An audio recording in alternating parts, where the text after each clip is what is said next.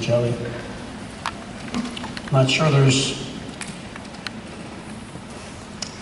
a whole lot more that needs to be said. Thanks. Thank you. Our commencement speaker today is a Cincinnati Christian Schools Class of 2009 alumnus. While at CCS, he was involved as the president of student council, stage manager for the spring musicals, and captain of the football team. He went on to graduate school at Northern Kentucky University and graduated summa cum laude with a Bachelor of Science in Chemistry. At NKU, he led the Bullen Research Group while presiding over the student affiliates of the American Chemical Society as president and received the NKU Foundation's Leadership Award. Currently, our speaker is entering the 21st grade, otherwise known as the third year at the University of Cincinnati College of Medicine. At the UC College of Medicine, he is the student representative to the Faculty Council, an active leader of the Emergency Medicine Interest Group, and the Christian Medical Association, where he sits on the National Student Council. Our guest speaker is an aspiring emergency physician who counts his blessings every day, living the simple life through a biblical worldview. Ladies and gentlemen and students, it is my pleasure to introduce to you our commencement speaker, Mr. Adam Gatula.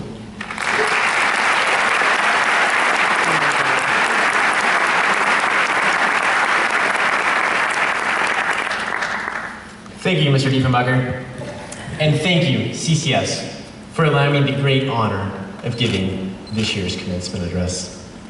However, more importantly, congratulations to you guys, the class of 2015, and to your parents. Whether or not reality has set in, following this ceremony, you will experience what is likely the biggest change in your lives to date. This change will come with many challenges, but it will come with many greater opportunities. Allow me to take just a moment to set aside the celebrations and give you your final lecture as a student of Cincinnati Christian Schools. I promise you'll get through this, only 2 points.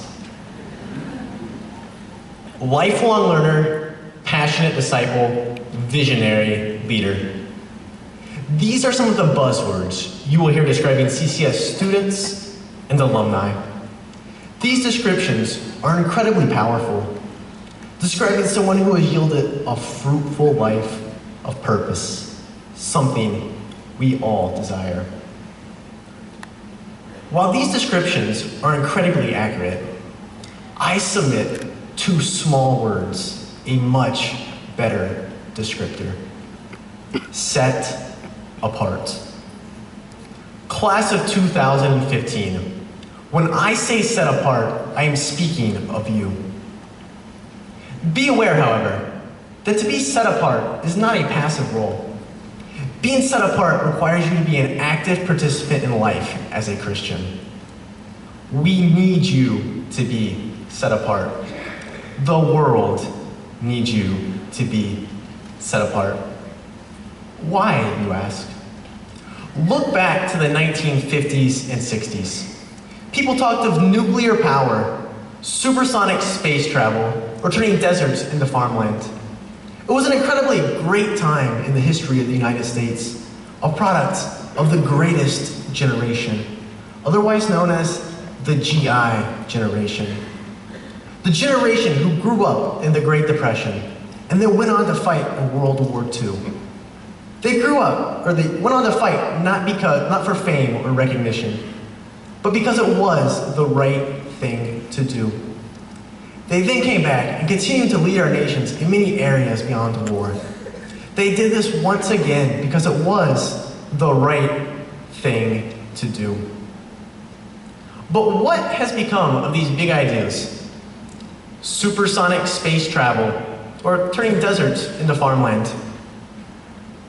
In 1971, President Richard Nixon declared war on cancer. And he said we could defeat it by the bicentennial in 1976. Unfortunately, it is now 44 years later, and we still have not defeated cancer. These days, no politician would dare to declare war on Alzheimer's disease or dementia, even with 1 out of 3 people age 85 and older suffering from it. Is this because we have become a more risk-averse society? Is this because it costs more than $1 billion to get a drug approved by the FDA, while only costing $100,000 to start a computer software company? While finding and fixing such societal problems are certainly a start, creating great change requires great answers.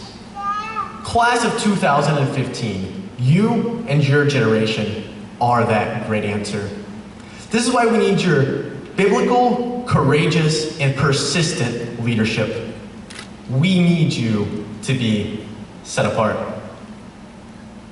It says in Deuteronomy, "The Lord has today declared you to be his people, a treasured possession as he promised you, and that you should keep all his commandments, and that he will set you high above all nations which he has made for praise, fame, and honor, and that you shall be a consecrated people to the Lord your God, as he has spoken." This verse makes it clear that as a graduate of Cincinnati Christian schools, you are not set apart simply by the education you received. Although I have no doubt in its excellence, you are additionally set apart by your faith. Before we come to a close, I want to share with you 2 stories that will reinforce the 2 points I alluded to earlier.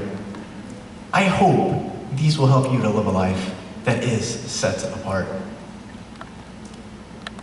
Entering this world, we, my brother, sister, and I, caught our parents by surprise, to say the least.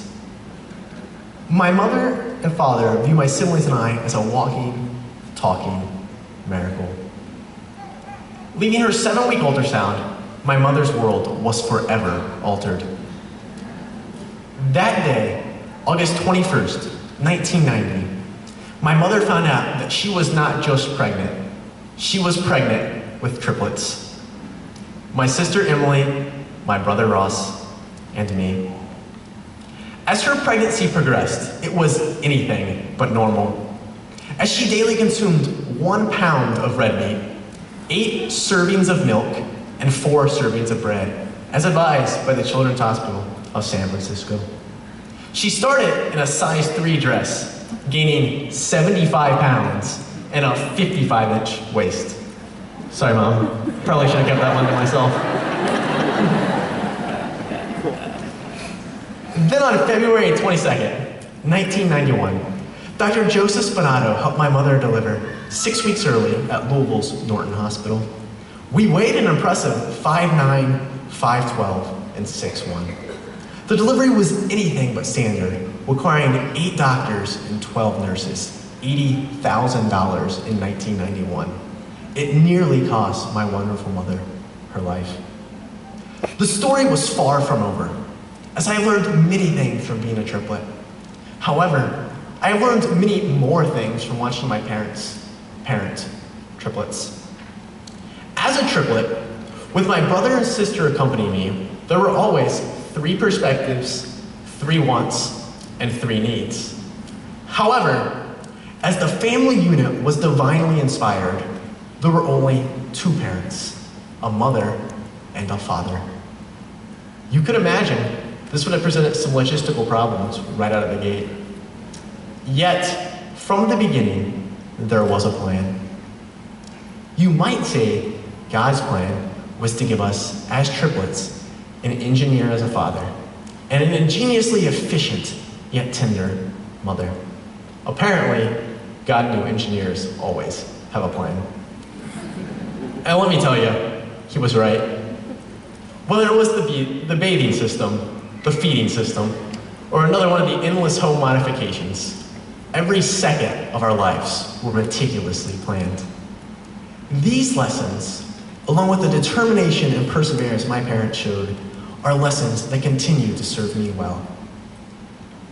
I tell you this story to illustrate the need for you to be intentional in all areas of life, to own your purpose, and to know your agenda.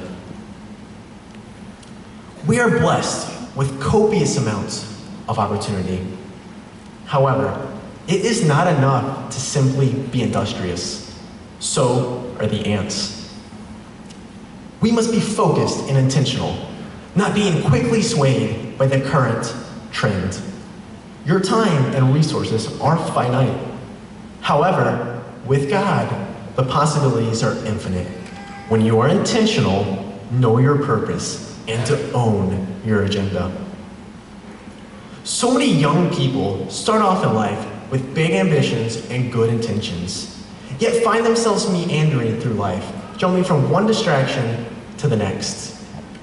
YouTube, Facebook, and Netflix kill ambitions by the thousands every day, one cute kitten video at a time. Your destiny is to seize the entirety of your vision, not just a small part of it. Refuse to let technology or other people's agendas keep you from achieving your vision. Other people will be happy to own your agenda for you. Don't let them. You and God own your agenda. Let's quickly apply this to the 3 most trendy things according to Google. As you go to college, don't get caught up in the fact that you may not have a Macintosh computer. Trust me, PCs work equally as well, and better in many circumstances. The Apple following may try to convince you there is no place for PCs, but don't waste your time. These devices are simply that, devices. Stick to your plan, and don't let external influences unnecessarily shape you. Be intentional, know your purpose, and to own your agenda. Don't buy into the ads that say you can only be healthy if you pay $200 for yoga class and eat Greek yogurt daily. While these are not necessarily bad things, if it is better fitting of your purpose to simply tie your shoelaces and run outside, do it. Be intentional, know your purpose, and to own your agenda. 1 point down, 1 to go. The few who have experienced the monotonous gauntlet of the fast food assembly line can imagine the life-changing consequences of a perfectly seasoned chicken sandwich. As shift manager for a Chick-fil-A north of Cincinnati, I often enjoyed brief conversations with my patrons as I maintained the constant flux of tender, hand-breaded nuggets. One day, I began a simple conversation with a gentleman wearing an air care shirt who described an electrifying career in emergency medicine. His enthusiastic description captured my interest. And as our conversation progressed, I began to consider the possibility of a career beyond craniofacial orthodontics. He left me holding his card. Less than 1 month later, August 12, 2010, I entered the emergency department waiting room in Cincinnati. There I met Dr. Hinckley, Associate Professor of Emergency Medicine and Air Care's Medical Director. Soon after, the ring of his phone alerted us of the impending arrival of a patient in cardiac arrest. My minimal exposure to medicine was quickly apparent as he asked if I had ever performed CPR. Suddenly a surreal sense transpired as a technique I had only practiced on dummies became real. After 5 minutes of anticipatory waiting, the paramedics frantically rolled a frail elderly woman, supine on a stretcher, into the shock resuscitation unit. From the moment she arrived, I became part of a high-performance medical team, focused solely on resurrecting a woman who could not breathe on her own. Unfortunately, even heroic measures could not resuscitate our patient. That night, she died. But her death only reinforced in my mind the critical importance of high-quality emergency medicine. If you know me at all, you have likely heard this story. This story is a true story, a story I could have never written on my own. I'm incredibly fortunate to have met Dr. Bill Hinckley. It would be a profound understatement to say that my life is changed through meeting him. Cherish and seek out mentors, and value your parents as the gifts they truly are.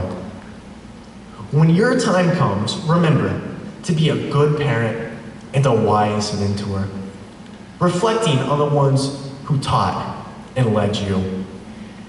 I am fortunate to have both incredible parents and an amazing mentor. I thank God for them daily.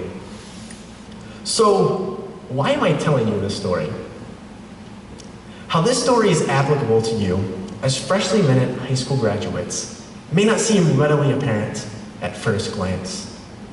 However, within this story lies a lesson we are taught early on, but often fail to remember as we get caught up in the complexities of life.